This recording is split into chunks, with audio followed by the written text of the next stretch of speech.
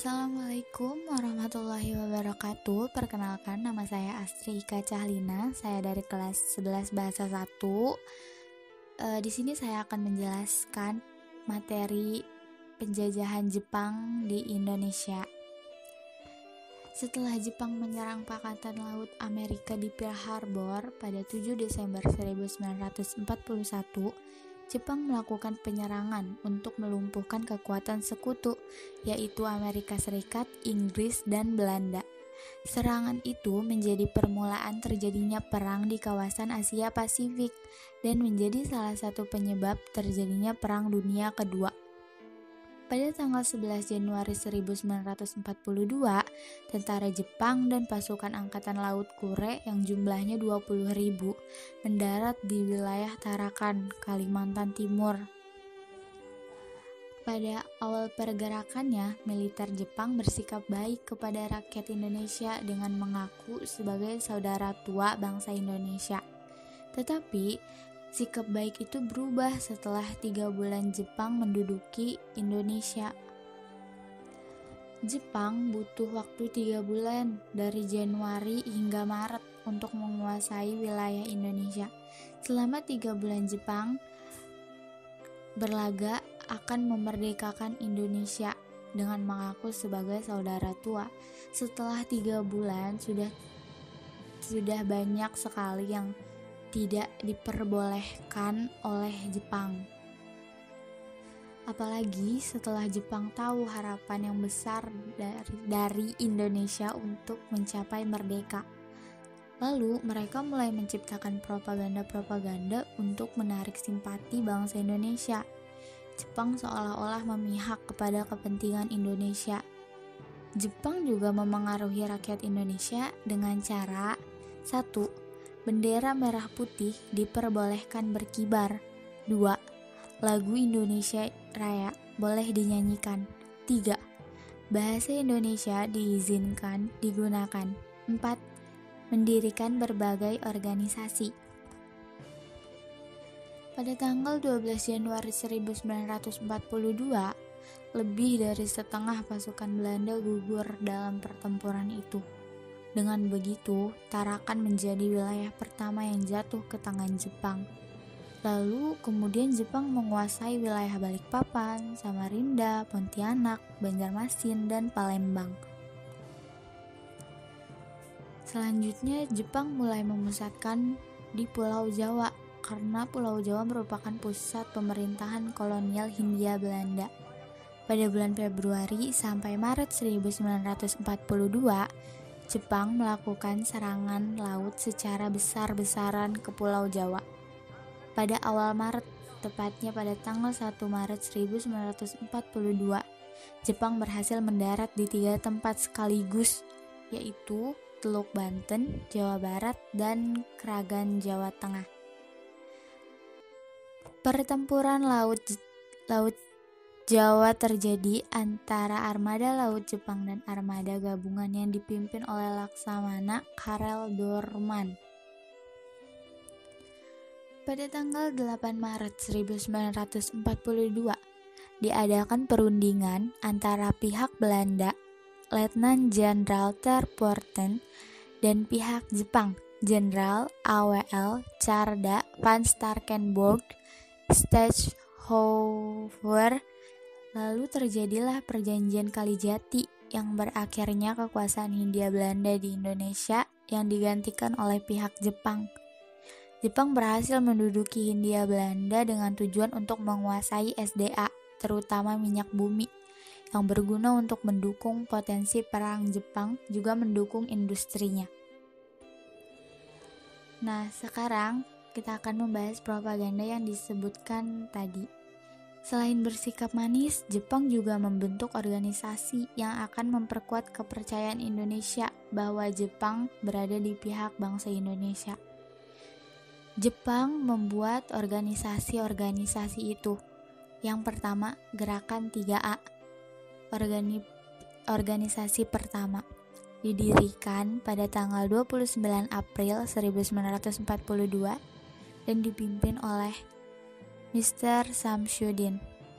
Yang kedua, Majelis Islam A'la Indonesia MIAI atau Majelis Syura Muslimin Indonesia (MASYUMI), didirikan pada 22 November 1943, dipimpin oleh Kiai Haji Hasyim Asy'ari, menjadi organisasi Islam yang didirikan oleh Jepang. Yang ketiga, Putra, Pusat Tenaga Rakyat, didirikan pada tanggal 1 Maret 1942, dipimpin oleh 4 serangkai, Ir Soekarno, Dr. Andes Muhammad Hatta, Ki Hajar Dewantara, dan Kiai Haji Mas Mansur. 4. Jawa Hokokai, Himpunan Kebaktian Jawa, didirikan pada tanggal 8 Januari 1944, dipimpin oleh pejabat-pejabat Jepang. Nah, gerakan 3A tadi itu propaganda yang diusung oleh Jepang, yang artinya tuh 3A. 1. Jepang Pelindung Asia. 2. Jepang Pemimpin Asia. 3. Jepang Cahaya Asia. Dikenalkan agar terlihat bahwa Jepang menjanjikan kemerdekaan bagi Indonesia. Tapi gerakan ini hanya bertahan sementara. Penyebabnya adalah kurangnya simpati masyarakat Indonesia terhadap gerakan itu. Sebagai gantinya, Jepang menawarkan kerjasama, yaitu membebaskan pemimpin-pemimpin Indonesia yang ditahan oleh Jepang, seperti Insinyur Soekarno, Dr. Andes Muhammad Hatta, Sultan Syahrir, dan lain-lain. Lalu bagaimana sih Jepang di Indonesia? Nah, pengalaman dari penjajahan Jepang di Indonesia sangat beragam, tergantung di mana penduduk itu tinggal dan bagaimana status sosial orang tersebut.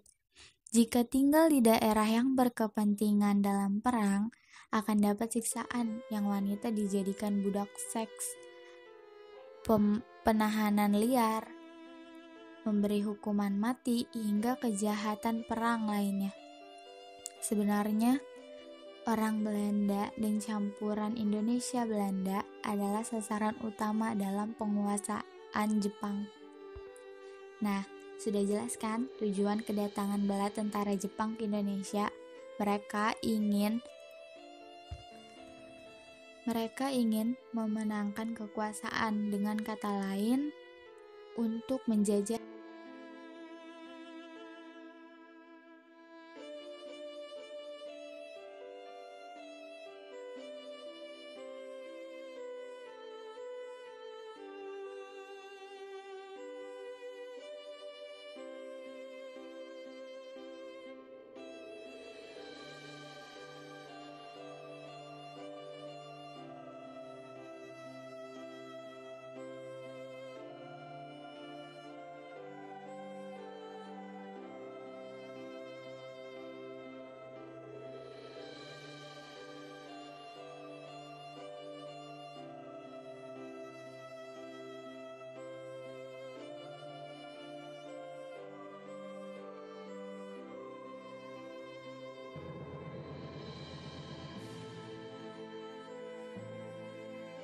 Jepang semakin jelas menjajah Indonesia setelah sumber-sumber ekonomi dikontrol secara ketat oleh pasukan Jepang.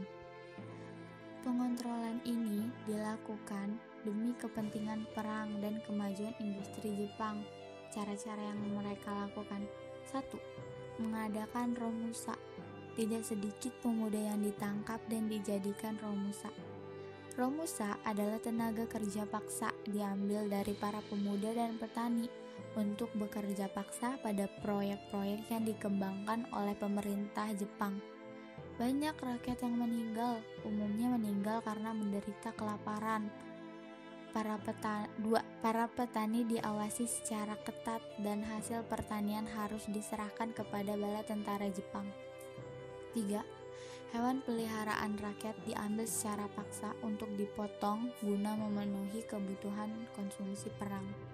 Selain itu, Jepang memberlakukan sistem kerja paksa atau romusa untuk membangun jalan, jembatan, dan lapangan udara. Para romusa tidak dibekerjakan di dalam negeri saja, tetapi dikirim ke Malaysia, Vietnam, Myanmar, dan Thailand. Para romusa bekerja tanpa upah dan tanpa makanan yang cukup. Meskipun Jepang hanya berkuasa selama 3,5 tahun, namun beban penderitaan yang dirasakan penduduk Indonesia seperti dijajah ratusan tahun.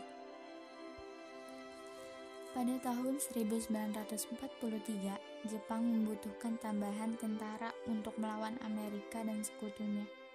Hal itu mendorong Jepang untuk memberikan latihan kemiliteran. Jepang berharap organisasi kemiliteran yang telah dibentuk akan dapat membantu Jepang melawan sekutu. Organisasi kemiliteran yang dibentuk Jepang: 1.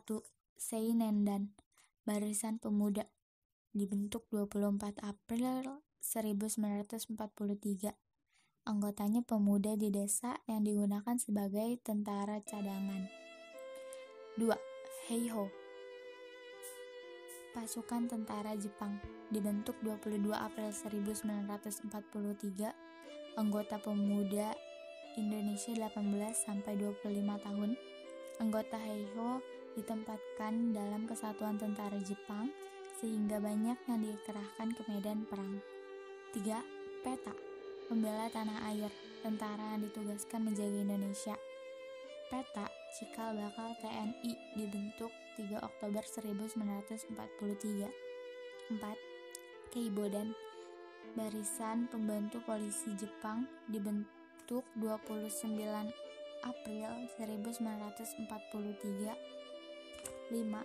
Fujinkai, Tentara